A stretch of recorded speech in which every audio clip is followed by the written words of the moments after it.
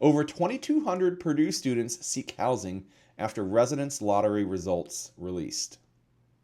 Here's my headline. Is the Purdue housing lottery leaving you out in the cold? Let's talk about some choices. So, Purdue University has more students than they have beds available in dorm rooms. And not just more students, but more students that want to stay in dorms. Because, of course, there are always students who will opt not to stay in a dorm, who just don't make sense to stay in a dorm. But these are students who wanted to be in a dorm. It was a big to-do this last year. They did a lot of things like modifying housing contracts, taking doubles and turning them into triples, taking triples and turning them into quads, taking quads and turning them into fives and sixes, turning lounges and other spaces into multi-bed dorm rooms. It was a big to-do, and nobody walked away happy from that situation. The students didn't walk away happy. The parents didn't walk away happy. And quite frankly, I don't think Purdue walked away happy. It wasn't a good look for them, and I don't think anybody enjoyed doing it. And I think that Purdue was just making the best of a bad situation. The explanation was because of a number of reasons. They got more applications and a higher yield on acceptance than their best projections ever told them. But as a result, they've got to plan for the future. And while it is only November of 2024, they're already thinking ahead to August of 2025. And in order to manage housing demand, they instituted a lottery system. So what they did is they pulled aside enough space for the incoming freshmen that will have guarantees, and they do that through various ways. You sign housing contracts by such and such date, you come to Boiler Gold Rush freshman orientation, you get guaranteed housing. So they set aside an inventory of housing for them, and then that left them with however many beds were left, and then they assigned a lottery number to every student, every returning student who wanted a bed in a Purdue University residence managed facility. And the result was that more than 10,000 students applied. And once they ran the lottery and selected numbers, 2,200 students were left out. And those students will have no choice but to look for campus. Those students will have no choice but to look for off-campus housing or not come back to Purdue University. That's a pretty stark choice, a pretty hard place to be in. Now, Purdue likes to say that they found room for 83% of the applicants. But to be fair, there were a lot of people that we heard of that just opted not to even get into the lottery. They were just done with their experience with university residences, and understandably so. So they found room for 83% of applicants. I don't believe that's the same thing as saying 83% of people who really would have liked to have a dorm room of some sort. I don't know what the percentages are, but it's probably somewhere between 50 and 83%. That's a wide range. I'm just guessing here, but I've heard of a lot of people through a lot of different sources, through friends, through just meeting people, through social media, of people saying, I'm done, not doing it. So what are these people going to do? What are you going to do if you don't have guaranteed student housing for next year? Well, you can go out and rent an apartment. You could go out and rent a house. And those are pretty much your options. There are two other on-campus options. There is Greek life, and then there is something that is similar to Greek life called co-op, and that is shared off-campus housing that's not Greek life, and I won't split hairs about what the differences are between Greek life and co-op. But there are some other housing options that are on-campus adjacent, but Greek life isn't for everybody, and Greek life still has a capacity. So even if Greek life happens to be for you and it's a choice that you wanted to make, there's still no guarantee that you're going to get housing there either. So rent a house, rent an apartment. But what about another choice? Rent is expensive. Nationwide, that's just full stop. Rent's expensive. There's no two ways about it. So what, instead of renting, you buy a house? Now, I know that might sound crazy. Put your hand up if you think that sounds crazy over in the chat or in the comments below. But the fact of the matter is that the median rental price and the median sales price on a month by month basis, on a mortgage payment basis, in West Lafayette are very similar. And in some cases in Lafayette, the mortgage payment can come in less than a rent payment. Now, yes, you have to come up with a down payment. 20% is the generally accepted number that people talk about, but there are many, many ways to reduce that to 10%, to 3.5% FHA loans, to 3%, and even down to 0%. And I'm not just making this up. The USDA, United States Department of Agriculture, runs a loan program for rural housing that you can put down 0%. And those areas in the greater Lafayette area are basically anything outside of the Lafayette or West Lafayette city limits. So it's very doable. Some people have access to capital and cash through family, through inheritance, through whatever it might be, and some people don't. But just because you don't have access to capital doesn't mean that you can't buy a house.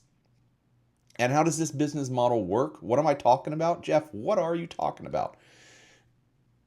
Buy a house, get 2 roommates, buy one house, get 2 roommates, charge them a reasonable amount of rent, and basically they will cover your mortgage payment every month. And you're investing in yourself and the time that you're here at Purdue.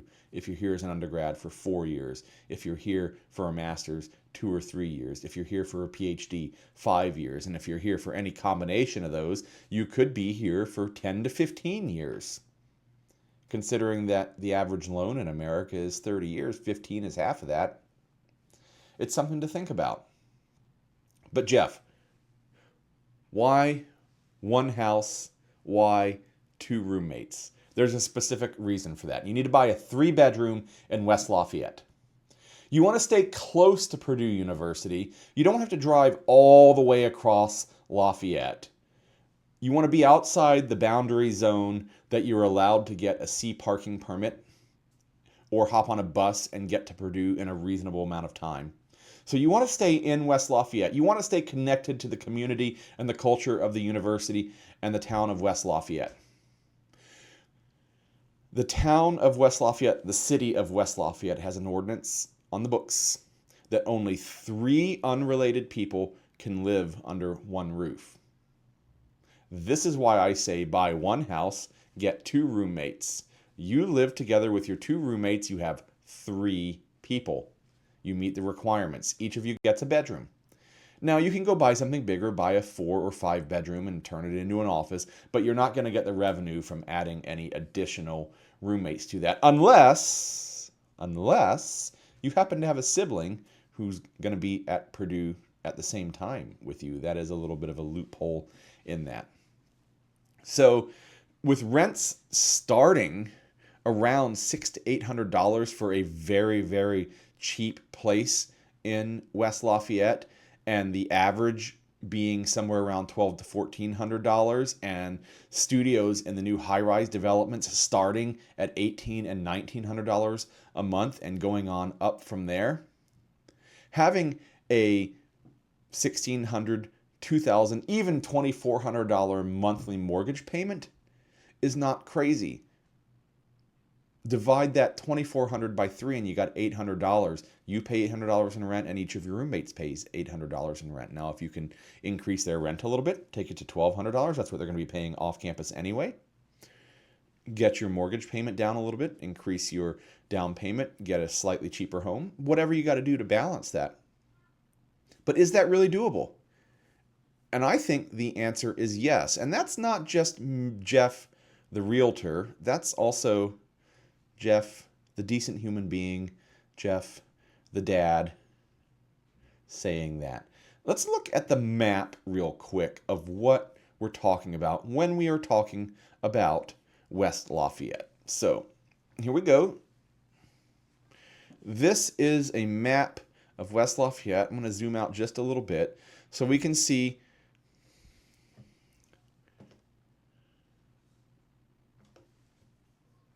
here is the Wabash River. That's this blue curvy line going through here. It is the Wabash River that delineates Lafayette in the east and West Lafayette to the west. And then this red dotted line is the West Lafayette city limits. So anything in those red lines is West Lafayette.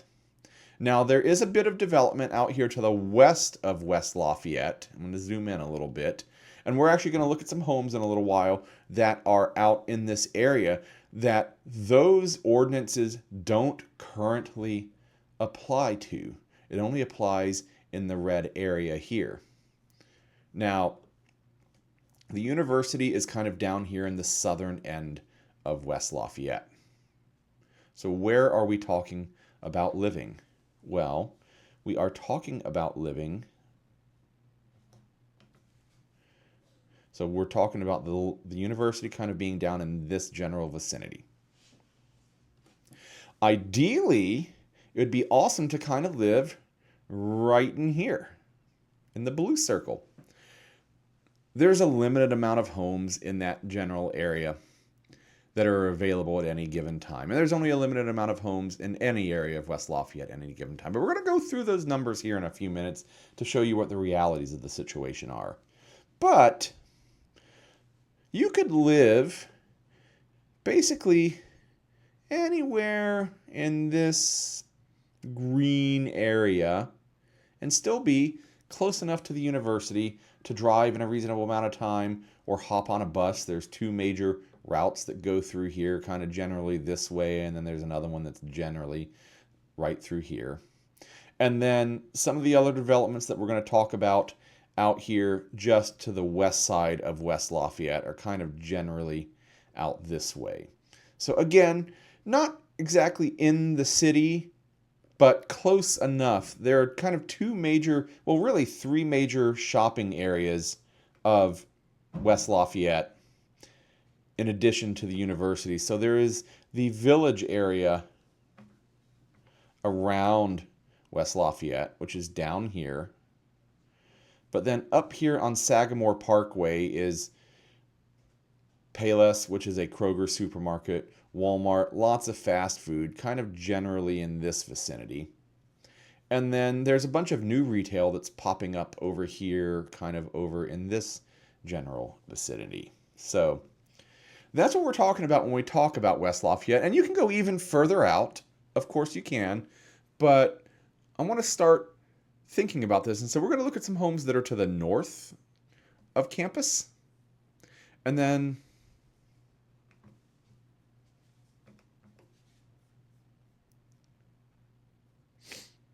we're going to look at some homes that are to the north of campus, kind of in this general vicinity. And then we're going to look at a few homes that are to the west of campus, kind of over in this general vicinity.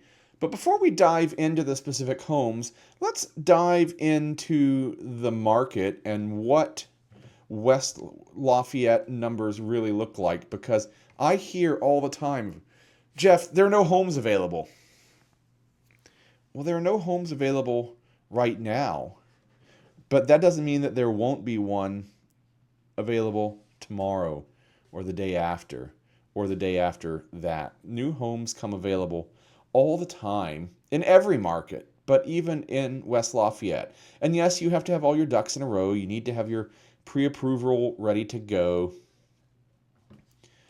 You can't decide today you want to buy a house in West Lafayette and then go do it. You have to do some homework ahead of time. And I'd love to talk to you about that. Please reach out. My contact information is right here. Whatever form of communication works best for you. If you love to text, shoot me a text at 765-413-6190. If you want to send me an email, it's Geoff, Geoff, Geoff, at russellteam.com. If you need that information loaded into your phone, scan this QR code and it will digitally load into your phone so you don't have to type it. And then you can also go to the LafayetteReal.com/YouTube and fill out a form there and let me know how I might be able to help you. But we got to do some steps to get ready to go looking. But once we get those steps done, then we're ready to go. So as things come on the market, as they do each and every day, you can be ready to go. But let's go through some stats of what the data really looks like in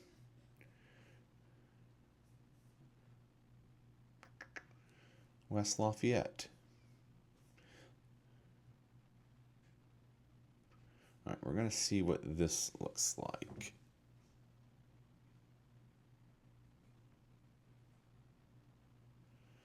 Not that one. So we're going to look at the data for West Lafayette and what the market really has looked like this last year.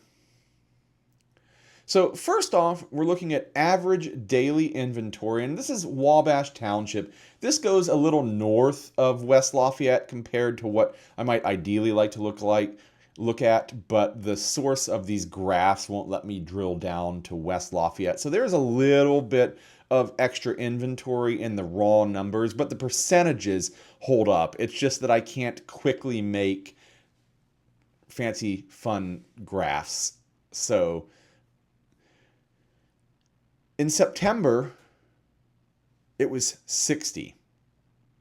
The average daily inventory, 60 homes for sale. But Geoff, there are no homes for sale. On average, there's 60 every day. And there has been since June. Now we'll look and we'll see this big dip back here in February.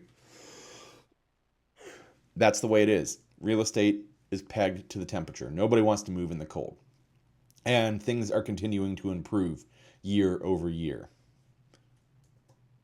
New listings. This is new listings month over month. In September, it was 41. And it was that way in August and July. And it was actually higher over the summer. That's exactly what we would expect to see. It reached a peak of about 66. So every month, there are 41 new listings in West Lafayette coming on the market. More than one a day. But Geoff, there are no houses available. Yes, there are. Closed sales. This is the number of deals that actually closed. In September, it was 23. We can see it was a peak of about 54 back in July. So again, back in July, almost 2 a day. It has slowed down in the data that ended at the end of September. We're waiting to close the data for October and to see exactly what that looks like. We'll have that data closed out early next week. It's a little too early to look at that. It takes a few days to close up the previous month. But 23, and there are a lot of reasons for that. Interest rate cuts, people thinking about interest rates coming and what they were going to do, the actual effect of interest rate cuts, moving into the winter. But houses are closing almost every day of the month. New pending contracts. This is, hi, I'd like to buy your house. Here's my offer. And the seller going, yes, I will accept that offer. That's that step. September, 37. And you can see it's right on the trend line. It peaked at about 52. But we're right kind of on this trend line. More than one a day. Geoff, there's no houses available in West Lafayette. Yes, there are. Are they all walking distance to Purdue University? No, they're not. Are there other options than walking to Purdue University? Yes, there are. But some of these houses are walking distance to Purdue University, and not all of them are super expensive. Some of them are, absolutely. Median days on market. This is that prep work that I'm talking about. If you want to go and buy a house, you can't just go and look and say, yeah, I want to buy your house. First off, you need to have a source of funds. If you're loaded and have lots of cash and you're ready to go, we just need to see that proof of funds. That doesn't apply to a whole lot of people. And if it doesn't apply to you, you need to get a pre-approval. And I would love to partner you with one of my great friends here in the area who work in the mortgage industry. And I don't have financial arrangements with any of them. I just work with 2 or 3 on a regular basis that know how to get things done, that know how to get people into homes, many times with low or no down payment. I don't get any bonus from that whatsoever, but you got to get pre-approved first. And once you get that pre-approval, then we can chat about what your ideals are, how many bedrooms you want. And if it's in West Lafayette and you're a student and you want to rent them, you want 3. You want 3 bedrooms. Then it's really just a question of price versus distance versus other ancillary features. And then we can start looking, because the median days on market in September, so half of the inventory sold in 8 days or less, and then the other half sold in 8 days or more. So popping back here, total closed sale, we'll do closed. 23, so that's half is about 12.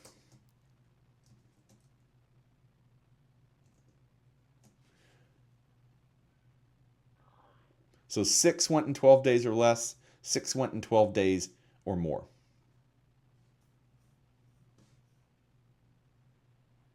Sorry, 8. I don't know where I got the 12. 12. I was talking about 12 sold. Of the 12, 6 went in 8 days or less, 6 went in 8 days or more. That means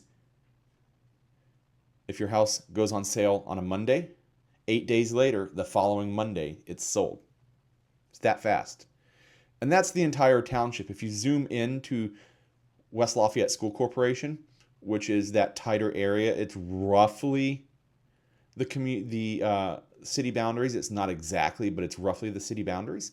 That actually jumps down or up, depending on your perspective, to 3 or 4 days. So list your house on a Friday, have it sold on a Sunday. So this is where that homework comes in. That pre-approval, you got to have it ready to go. Having a great working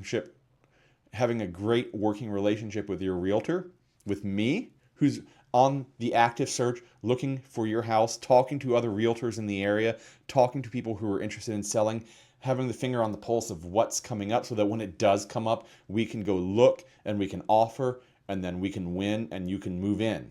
That's what it takes. Because 8 days is pretty darn fast. 3 and 4 days is even faster. Months of inventory is really kind of a realtor number. It's an economist number as well. It's been super low. Look at this chart. This chart stretches back to 2019, so pre-COVID. But even pre-COVID, it was less than 2. And it's hovered around almost 0.5 to 1 through late 2020 into mid 2022. And then it's been seeing signs of popping back up. In September, it was 3 months of inventory, which is as high as it's been in the last 5 years. Isn't that crazy? It's absolutely crazy that it has been so low. We should have around 4 to 5 months of inventory, so we're still not quite where we need to be. And maybe September is an anomaly. We'll see in October and November as that data comes in and tells us if this is the start of a trend or if it's just a blip. I can't afford a house. Well, we've already talked about what rents are. And if you're really going to go pay $1,800 for a studio apartment in a chintzy high-rise on the hill in West Lafayette, you can afford a mortgage. End of story. You can. That's just a fact. The median sales price in West Lafayette, in Wabash Township, in September of 2024, $315,600. And if you look over here at the trend line, look, it trended down.